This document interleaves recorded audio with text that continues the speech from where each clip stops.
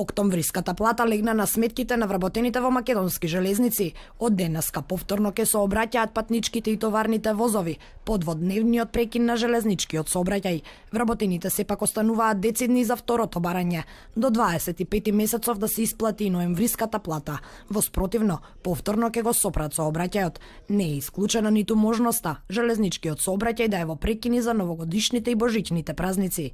Утринава менаџментот и вработените оствариле средба со вице-премиерот Кочо Андјушев и со ресорниот министер Горан Сугаревски.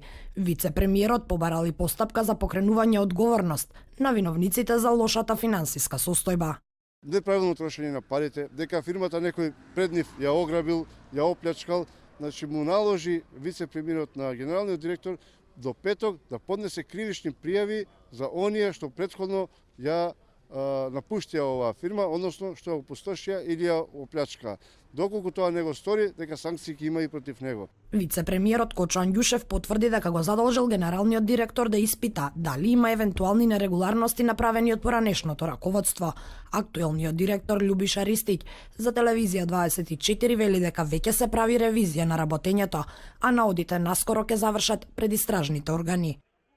До сега го правевме и се што ќе најдеме дека не е работено према законските прописи ќе биде процесуирано во следниот период.